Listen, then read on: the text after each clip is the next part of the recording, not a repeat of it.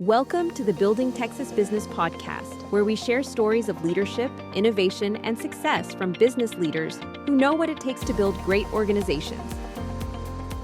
Building Texas Business is brought to you by Boyer Miller, providing counsel beyond expectations. Learn more about how Boyer Miller helps businesses navigate opportunity and growth with clarity and confidence at boyermiller.com. Now, here's your host, Chris Hanslik.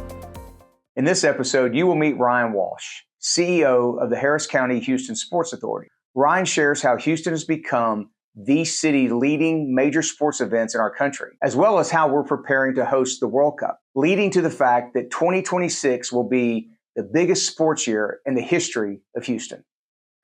So Ryan, I just want to tell you thanks for taking the time. I know you're super busy right now, but really appreciate you coming on the podcast and getting to hear your story and that of the Sports Authority. No, glad to do it. Excited to be here. So really appreciate the invitation, the opportunity. So I wanted to start because I don't think a lot of Houstonians understand, what the organization is, the Harris Houston County Sports Authority. So just give us a little background on that organization and kind of what its mission is. Sure. Yeah. There's several organizations like this throughout the state of Texas. Ours is unique in a lot of ways. So we were created by the state legislature in 1997. In fact, then State Senator John Whitmire carried the legislation that created our organization, obviously now Mayor of Houston. But we were originally created to carry the public debt on three of the major sports venues in Houston. Obviously, it was Reliant Stadium at the time. It was Enron Field at that time, and now Dyken Park, and of course, Toyota Center. And going back to Reliant. Yeah, right? Full circle, right? Full circle moment. But so our organization was created to carry the public debt and the financing of those facilities as they are being constructed. So we are currently the landlord of Toyota Center and Dyken Park and also Shell Energy Stadium. Now, Shell Energy was built in 2011 and it was privately financed. So there's no public debt carried on that facility. But So we are the landlord of those three facilities and still carry the debt on Energy Stadium. It is operated and maintained by an entity called the Sports and Convention Corporation, which is confused all the time. My mother still doesn't really know where I am. I spent 8 years out there actually before I came to the authority, so very familiar with that. As the organization has grown over the years, we've picked up the moniker of this, what we'll call the sports marketing entity on behalf of the city of Houston and Harris County. Okay. So that's not just, fancy videos and pamphlets and things like that. Sports marketing in this sense, what it means is going out to what we call rights holders. That's NCAA, that's the NFL, that's FIFA, for instance, a lot of these other events and sporting events that come through the country on a tour. And we'll go to them and we'll say, hey, Houston's a great opportunity, great place to have your event. Come check us out. So we're selling Houston from the sports side, working with partners like Houston First, who does Houston as a whole, right? Sure. Sells Houston. Our specific area is the sports marketing. And I'll say that we've done a really good job of that over the years since we were created. Since 2004, in fact, Houston hosted more major events than any other city in the country. In fact, the economic impact of that is well over probably $10 billion. Wow. So, I mean, it's a phenomenal number. If you add all of those things together, it really showcases why Houston is a global destination for sports. And we're excited to continue to showcase that. Yeah, that's an amazing stat because I obviously am close to it and know a lot about it. But had no idea we led the country in major events, and I know the average Houstonian doesn't. Sure. So, I'll dive a little deeper into the importance for all Houstonians. Right, the more you bring in, the better economic impact across the Houston region, and maybe some of the benefits that you see from Houston in general. Yeah, and I think, going back to kind of what our organization does is, so we collect 2% of the hotel occupancy tax that's generated in Harris County, including the motor vehicle rental tax. So from that, we go to pay the debt service on the facilities. We don't use any of it for the sporting events or anything else, but all of that is strictly dedicated to the debt service. So anything that we collect on the public side. For me, I consider it a cycle. It's a very cyclical effort. So you go out, you bid these events. You say, Houston is great. They come to Houston. You get a bunch of people coming to town, stay in our hotels and rent cars. They generate that hot and MVRT. It goes back into our coffers, which we go to pay for the facilities and continue to maintain them and keep them first class and world class so that we can continue to get more events that continues the cycle on through. It feeds the beast. Absolutely. And it's a self-fulfilling cycle, I'd say, because one begets the other. So you want to make sure that you're selling Houston from a sports side, creating that global destination, enticing these rights holders to come to Houston, also maintaining these fantastic facilities that we have that are governed by our fantastic sports teams, and continuing to make sure that they're industry leading, marketable, and world class. Right. So you hit on something that it seems to me is integral to the success of what you're trying to do and Houston, and that is when you're bringing people in, all of Houston has to look good, not just a sporting event. So there's got to be some partnerships that you are working with on the hospitality side, hotels, but namely our food scene and restaurants. Can you kind of talk a little bit about what the strategy is and how you go about making sure all those different constituents are working together? It's a great question. And I'll tell you, from our standpoint, going around the country and in fact the world, talking to a lot of these events right holders, one of the common themes that continues to come up is Houston is fantastic because of the way that you all collaborate. We play in the sandbox really well together. I think it's number one because we've done a lot of these major events. We know how they work. I've 3 Super Bowls, 4 Final Fours, a college football, whatever. We know it needs to happen, and we know how to get it done. I think part of it too is we have phenomenal partners in this city and county for that part. We've got obviously groups like Houston First. We've got Metro. We've got the airport system.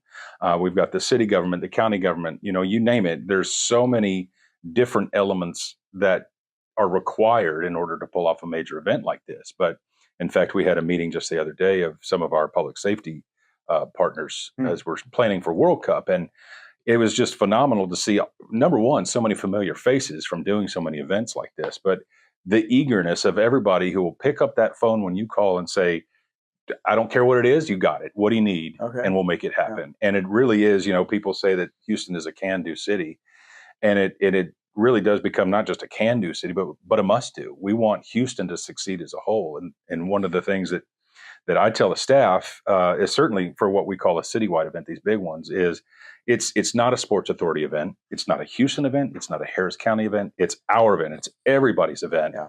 And it's going to take everybody to make sure it's a success. So you mentioned the collaboration. I'm curious, what are some of the other, I think, beneficial attributes that you see that allow Houston to be such a great destination for these sports events? I'm also going to ask you what, as you look out in the future, are some pitfalls or headwinds you see that could impact us maybe coming off that pedestal? Sure. I think, first of all, for Houston, there's so many other than the partners that I've mentioned. We've got great universities with phenomenal facilities. We've got other ancillary, whether city or county or privately owned facilities that we're able to tap into as part of a bid package for some of these. A good example is the AAU Junior Olympics. It's the largest youth sporting event in the country. Typically, we get about 60,000 kids come down with their support staff and families and friends through 12 various disciplines of sports. And we use facilities all over the county, whether it's a Sci-Fair Natatorium, it's Humble ISD's track and field, it's University of Houston, you name it. So in addition to having great partners, we have great facilities that we can market that are unique. A good example is SaberCat Stadium, right? A lot of people don't have a rugby stadium, a multi-purpose rugby stadium in their city. Yeah. So for us, it's not just the great partners, but it's the great facilities that we have, whether it's a sports authority facility or it's another partner's facility. I think that really speaks to the diversity of what we're able to accomplish, not just the food and the friends and everything like that, but as far as a headwind, I'll tell you, the biggest challenge or opportunity, of course, depending on your perspective, is it's competitive, man. I mean, youth sports and sports in general, spectator sports and competitive sports is just an absolutely booming industry. And we have some stats that we typed up knowing that you were going to ask me something like that. So, the World Economic Forum just published something that said that sports is a $2.3 trillion global industry. Wow. And in the United States, in fact, this report just came out a couple of weeks ago. U.S. sports generated $275 billion in economic impact with $111 billion in direct spending. So you think about the numbers that are involved with that, not just the number of people involved in it, but the dollars. And everybody's interested in making some money. there's plenty to go around, and I think you're going to see a lot more niche sports. I think you're also going to see a lot more competition as these cities start coming around and realizing that hosting these major events is a really great benefit. Sure. I think if you look at Kansas City right now, they're getting a lot of accolades in the media about the money that they're investing in their facilities. Kansas City is obviously a World Cup host city, which, a lot of people say, what? Kansas City? It's because they've dedicated a lot of resources to making sure their facilities are great. But it's going to be the competition, whether it's these new builds that you're seeing around the country, or if it's just the deals in general that are being generated. Competition, I think, is going to be an interesting. It's interesting you bring Kansas City up. I have a really good friend who was just with him like a month ago. He's a real estate developer in Kansas City. Oh, wow. And he was telling me one of the niches he developed by happenstance, kind of coming up through the industry, they have a very lucrative state kind of credit or something that it's around destination or entertainment destination things, which stadiums are one, and the businesses around it get huge tax incentives, or it's some deal, but it's totally working for them. For you to have mentioned that, and they have these great facilities and are attracting, the same type of major events we are. There going to be some significant competition going forward. See the Power and Light District, the stadium that they're building out there. They can get the stadium deal right. Yeah. But I mean, cities like that are going to be competition that you may not have thought had been competition in the past. Yeah. So, it's certainly something that we're aware of and planning for and watching for. But it's a huge sport, but it's a growing industry, right? Yeah. So you can't ever rest on your laurels. You can't ever say, hey, we did good stuff. We have to continue doing good stuff in order to get this. Well, you see that here. I mean, even at home, right? Because all the chatter in the last year over updating and improving NRG/Reliant, whatever, Sure. I know Daikin put a bunch of money in when they took over the naming rights and continue to look at that. And I think there's been a lot about Toyota Center needing some absolutely rehab. Sure. So let's talk about this year. You alluded to it. I mean, probably 2026 will go down in history as the biggest sports year in Houston history. I would think. I would agree with you. I really would. The spiel I give for March alone in Houston, we had World Baseball Classic, first time it's ever been played in Houston, and I have a great feeling that they'll be back. They loved Houston. We had Sweet 16. We had an Elite 8. We had the Houston Rodeo. We had Astros opening day. We had a PGA golf tournament. We had Rockets, Dynamo Dash, and my wife's 40th birthday, all in March. You did those in the wrong order. No, I saved the best for last. I saved the best for last. Believe me, I've practiced. Okay. But so that was just March with, an economic impact of well over $800 million just in March alone, which is the best month we've ever had from a hot and MVRT collection. You add into that this summer World Cup. I mean, I think you can easily get over $2 billion of economic impact from sporting events in Houston, Harris County in 2026 alone. So to your point, I firmly believe it's going to be the best year this city has ever seen. I firmly believe this is generational for a lot of us. Certainly for me, a native Houstonian, I've seen a lot of cool stuff happen in Houston. Mm-hmm. But this really is the penultimate, right? You've got every single cool sport you can imagine in Houston, including the World Cup. Yeah. And so I think if we can get through the World Cup, man, I tell you, we can do anything. Yeah, no question. Well, it brings to mind for me as we're talking about it that Houston has been on the forefront of sports innovation and kind of spotlighting, how we're aggressive and innovative in the sports world. You go back to the Astrodome, right? In 1966, we opened the first dome stadium ever, and then AstroTurf was created. Absolutely. And, it's just, I think we lose sight of that, but being a pioneer in sports and what goes on is somewhat in the DNA of the city. Absolutely. So let's go, World Cup. I know that things are about to get really busy as it relates to World Cup, I think, starting in the beginning of May. Yeah, so May 1, we move into NRG State or Reliant Stadium. I got to fix that now. I just got used to calling it NRG. Right. So which won't have any signage of other than FIFA, right? Correct. Yeah. So the timing was interesting, coincident, wasn't it? Right. But yeah, we've removed all of the signage there at NRG State, Reliant Stadium, which is going to be Houston Stadium. But May 1, we move into the stadium and the NRG Park facilities, as well as EaDo for the Fan Fest. We start building everything out from that point forward. So, a lot of people say, how's the planning going? I got to be honest, we're done planning. It's all execution now. the train's on the move, man. Get on board. So it is really execution from this point forward. We've got a phenomenal team in place. Chris Canetti, who's the president of our host committee, just nobody better in the industry. Certainly nobody that knows the business of soccer better in Houston. Sure.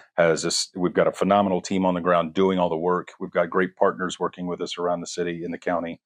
So for us, it's go time. It really is. May 15th, FIFA officially moves in. We've got a ton of FIFA staff on the ground now. And then, June 14th is our first match here at NRG Stadium. So June 11th, the first match in Mexico City. June 14th, first in Houston, and it goes all the way through July 4th, which is the last match in Houston.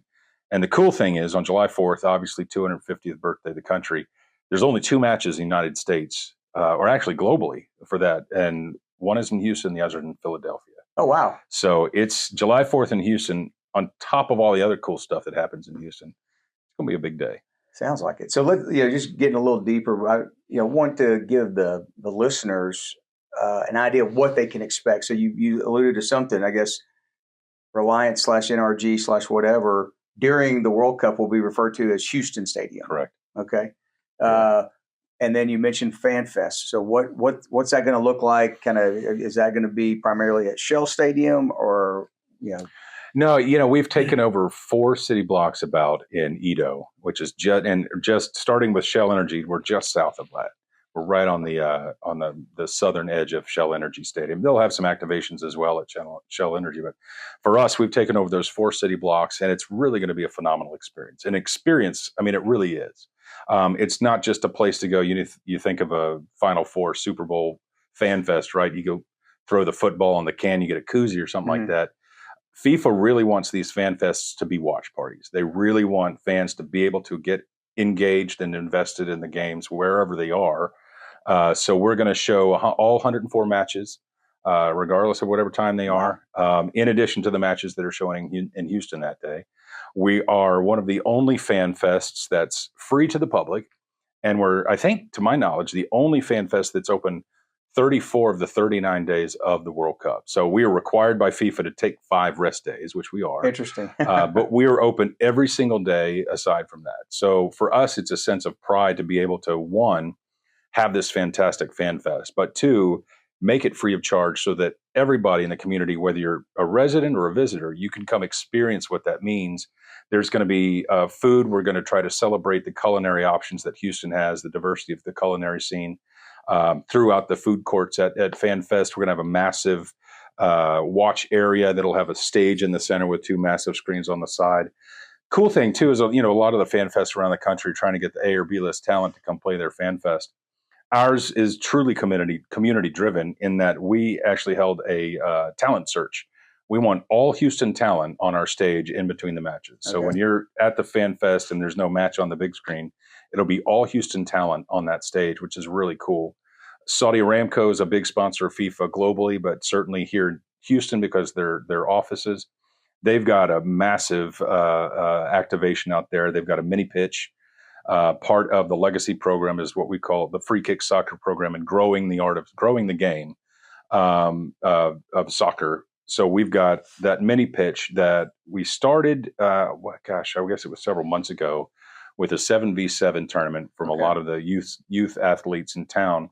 The championship of that 7v7 will be played on that mini pitch during the World Cup game. So there's going to be something for everybody there. It's going to be free of charge. There's obviously, if any of your corporate friends are interested, we should have certain hospitality packages available. So, come find me after the show.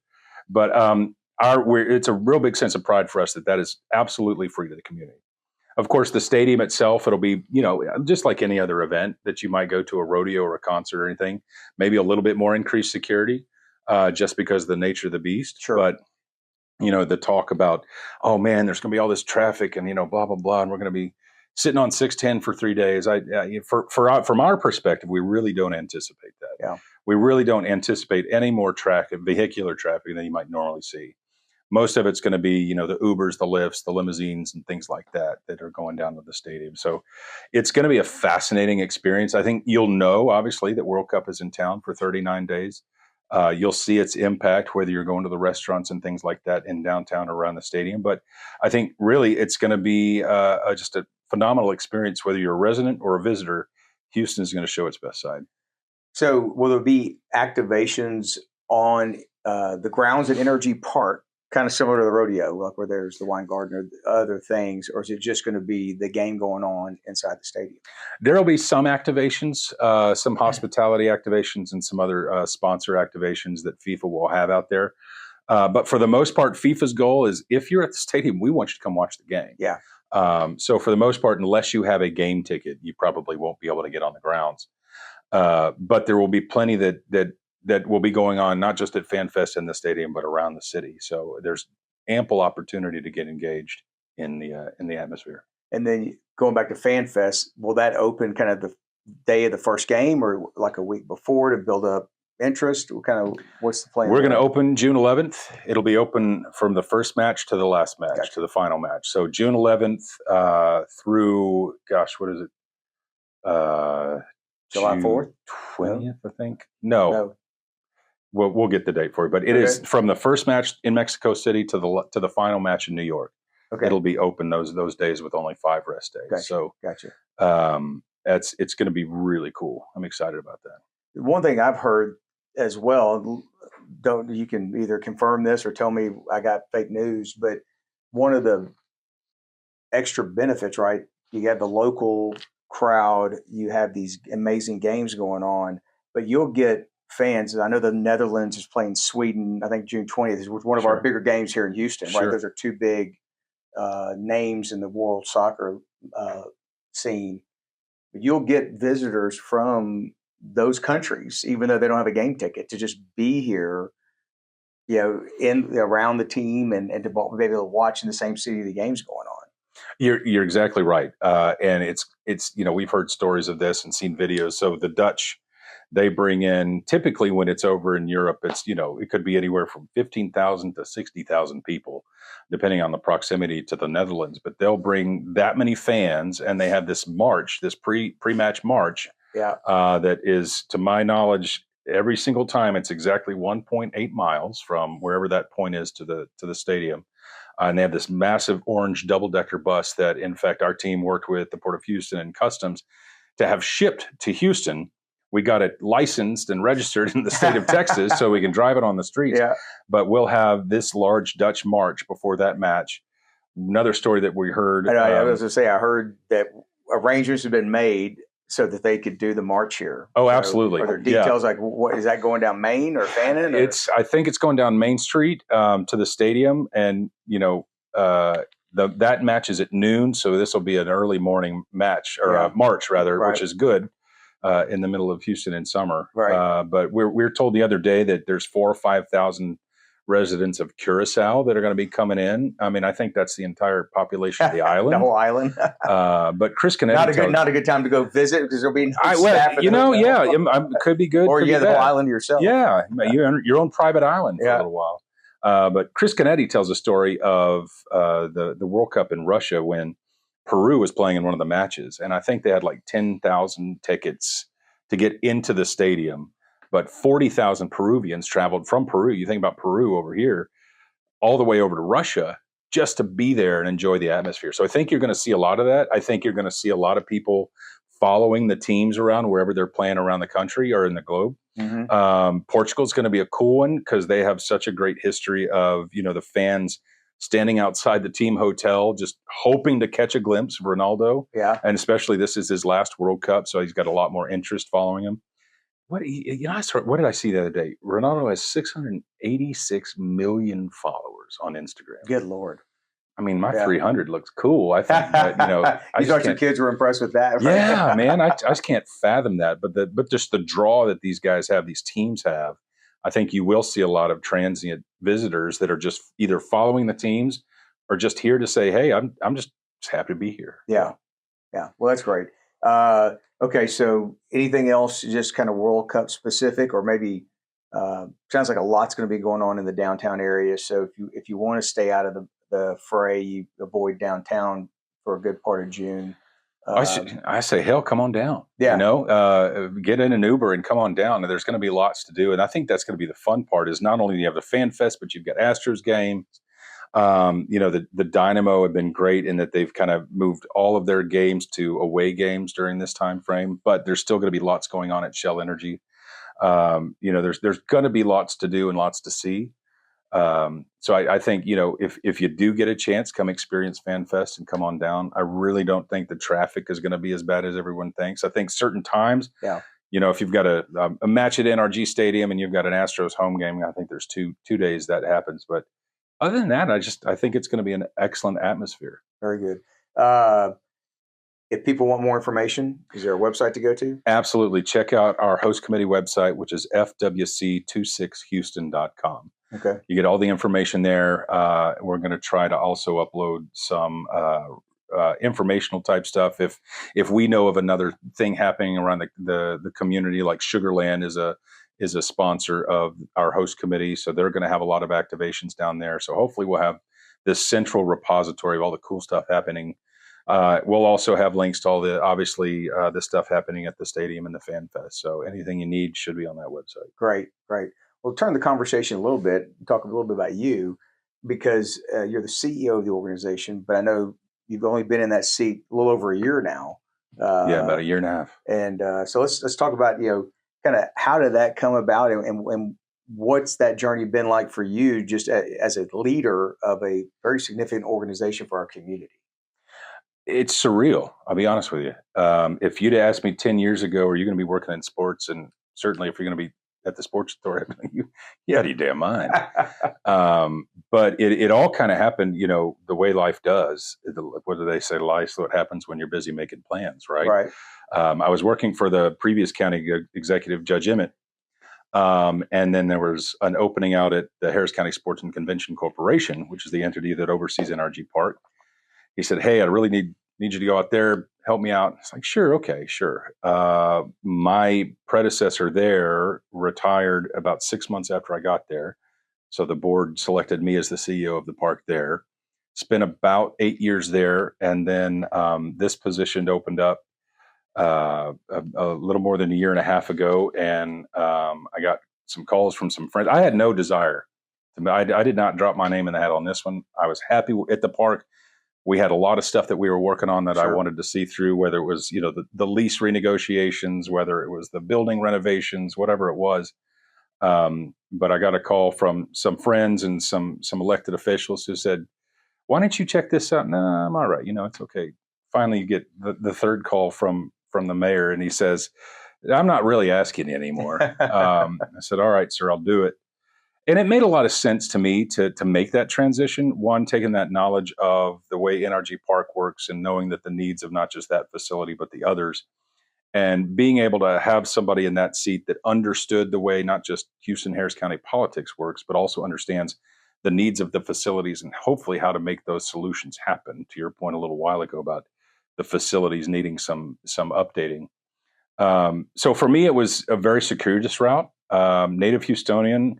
Grew up in Kingwood and then went to the military for a few years, came back and finished my degree at U of H, as a 23-year-old fraternity member, which is a little weird. I was certainly the guy that bought all the beer, but graduated U of H and then thought I was going to do international oil and gas. I have a double major in political science and Russian. Ask me how many times I've spoken Russian in the last 10 years. Yeah. And then that was in 2009 when the economy tanked and the liquidity crisis. So I got laid off. A buddy of mine at the time says, "Well, go apply for Kay Bailey Hutchison's campaign for governor." I said, "I've never had a political job in my life. You got your mind." Sure enough, got hired, and then the rest is history, as they say. But for me, it's really cool not only to be in the mix, a small part of this during World Cup, right, the biggest year that this city's ever seen, but just in general to be able to be part of an organization that has such a great impact. And I'll tell you, one of the coolest moments that I can, in recent memory, that I can think of is why I love this job is We had the first Taylor Swift concert in, I guess it was the second time she'd come through in 23, I think. But it was that summer, and it was shortly after the Astroworld tragedy. And so for me, I mean, I'm standing there, the CEO of this park, and I've got thousands of people waiting in lines. The doors were late to the stadium. The Taylor's team was running behind or something. I'm getting nervous because I see all these people in Bud Plaza. If you've ever been to NRG Stadium on the south end there, just packed. And I've never seen that many people. I'm thinking, oh crap, I'm starting to get nervous. I'm starting to sweat. So I go out there just to check it out, see what the temperature is with everybody. Everybody was just happy to be there, man. I mean, every person I talked to was like, yeah, it's hot. Yeah, I'm sweating. Yeah, I'm dressed to the nines. But you know what? I'm just excited to be here. And that's when it really kind of hit me, is that this is one of the few industries that you have such a direct impact on somebody's life that very moment, right? Yeah. So, you come into a stadium, you could be in a bad mood that day. Maybe you're the biggest Swiftie that God ever made. But you come out of that stadium and you're just excited. You're just in a great place, very happy. And I thought that was just such a powerful moment to me, to see that is the power of sports and entertainment on what it does to the everyday person's life immediately, not just, in long term. It's an immediate effect. And I'm still moved by that to this day. That's great. So you took over about 18 months ago. I'm assuming that there was some transition in that, as well, having to replace and rebuild a team around you. Sure.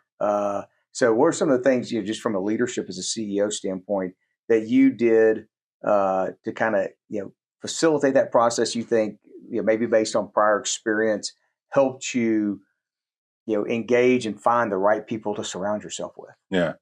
That's a tough one, I think, for anybody and in any industry, but certainly something as unique as ours. So for me, it was, I call that first year was definitely a year of transition and instability.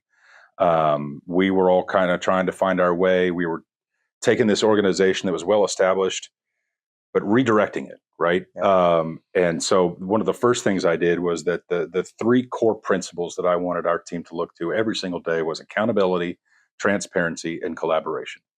And I don't want those to just be buzzwords. I really, truly want everybody to come in and think every day, am I doing what I'm doing in this manner, in accountability, transparency, and collaborative? But to build that team, it was really lifting up the hood, thinking about where this organization is going now and where I wanted it to go in the future and what I thought was the best for the community. And so finding people that I thought fit that role. For me, I'm not a micromanager. I'm not at all. In fact, it would drive me crazy to try to be a micromanager. But what I do is I find people who are really, really good at what they do, and I put the trust in them to do what they need to do. And I've found in my experience that is the best way to create an organization that is successful, is to trust the people that you pick. Be picky, right, about the people. Right. But once you have that person, trust that person. And don't be afraid to make a change, though. I mean, at the end of the day, as tough as it may be, there's always a human element to leadership and staffing. Sure. But at the end of the day, your responsibility as CEO is the organization as a whole and its direction. So making sure that, preferably on the first go round, you have the forethought and you ask the questions that need to be asked to make sure you find the people you need, but trust them. Yeah, because they're good at what they do and they're going to do it. Just let them do it. Yeah, you probably heard this. A lot of people use this saying, hire slow, fire fast. Exactly. And if you do make a mistake, you've got to own it. You've got to move on it. And I think there's learning. And okay, so how can we get better on the front end? Because the best way to increase your retention is do better on the intake, right? Absolutely. Hire smarter and better. And you've got to train and develop and provide opportunity while they're there. As your example, autonomy. Most people want a healthy level of autonomy in their job. Give them direction. Right. Tell them what's expected, and then let them go do it. You have to be clear, concise, and consistent on the direction that you give your team. A buddy of mine says it best. He says, if you don't know where you're going, any road will get you there, right? So make sure you know where you want that road to be. Give the clear, concise direction to your team and let them execute the way that they execute. But as you're hiring, think about not just, are they good at what they do? Do they have the experience, the credentials, the skill set? Think about the rest of the team. how will they fit in Yeah. with the other team? Because if you've got, I'll call the black sheep on your team, it always creates that kind of uncomfortableness, Sure. right? You want this cohesive team that operates in an environment, especially certainly like the Sports Authority. We'll have periods where it's, office stuff, day. Then you've got a World Cup where everybody's running 90-0. And everybody's under pressure and everybody's tested every single day. If you don't have a team that trusts each other, once you get tested, you're going to find those weak links. Yeah. I hadn't thought about this until you were just talking. This came to my mind. So do you have a plan for you and your team once you're on the backside of the World Cup? Shut the office down, everybody catch your breath, or is there going to be any time for that?